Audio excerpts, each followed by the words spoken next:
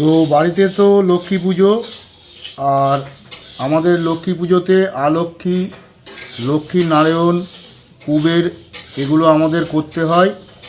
তাই আমি বসে গেছি লক্ষ্মী নারায়ণ কুবের করতে। তো এটা কিন্তু আমার এই প্রথম ফার্স্ট টাইম আমি নিজে হাতে করছি। জানি না কতটা ভালো হবে কি হবে না।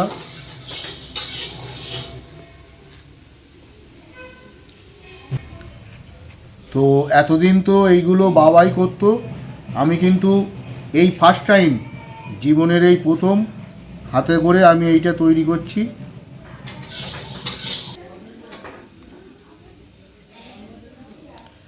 তো আলক্ষ্মীটা কিন্তু করা হয়ে গেছে আমার, আর এটা এখন লক্ষ্মীনারায়ণ আর কুবের করছি।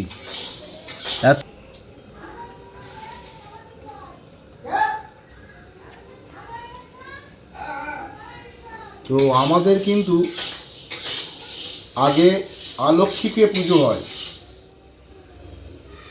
তো সেই অলক্ষ্মী পুজো হওয়ার পরে কিন্তু তারপরে আমাদের অলক্ষ্মীকে বিদায় করে তারপর লক্ষ্মী পুজোতে বসা হয়। তো এতদিন যাবৎ বা এত বছর বাবাই সব এগুলো করতো, আর আমি এই প্রথম জীবনের প্রথম।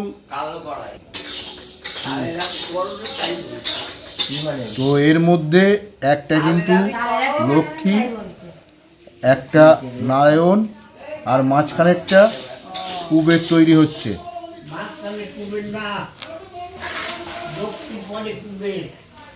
মাঝখানে কি হবে বাবা?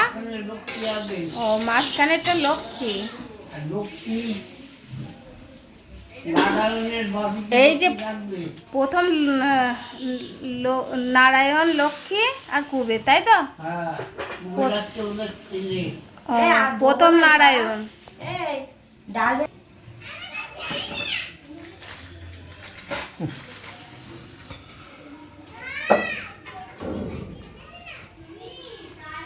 তো প্রথমে নারায়ণ, তারপরে লক্ষ্মী, তার পাশে কুবের।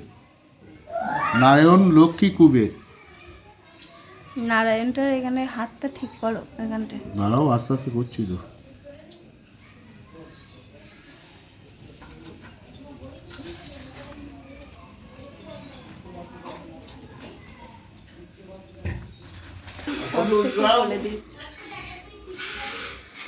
হলুদ রঙগুলো সব গয়না করবি,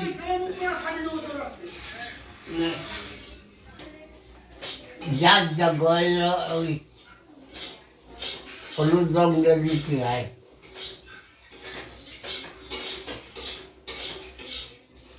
আর যদি সময় হয়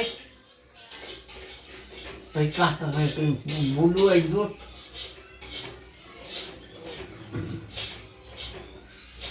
চুল করে দিবি ওই কালোতে।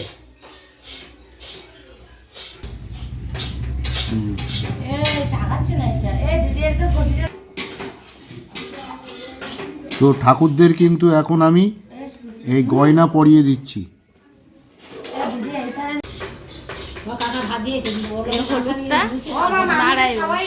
এটা নারায়ণকে হলুদ রং দিয়েছি, লক্ষ্মীকে লাল রং দিয়েছি, আর কুবেরকে নীল রং দিয়েছি। চলছে কিন্তু রং করা।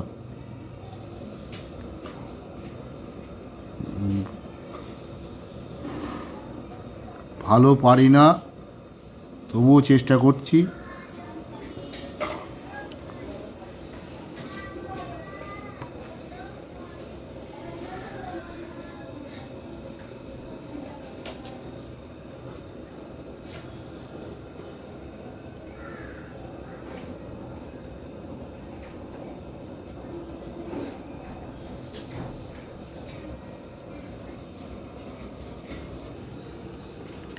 তো মোটামুটি আমার তৈরি হয়ে গেছে লক্ষ্মীনারায়ণ কুবের করা। আর কেমন হয়েছে সেটা তোমরা অবশ্যই জানিও কমেন্টে। আর বাইরে আলক্ষ্মীটাও রাখা আছে, ওটা আগেই করে নিয়েছি। তো কেমন তৈরি করতে পেরেছি এটা কিন্তু অবশ্যই তোমরা কমেন্ট করে জানিও। তো চলো।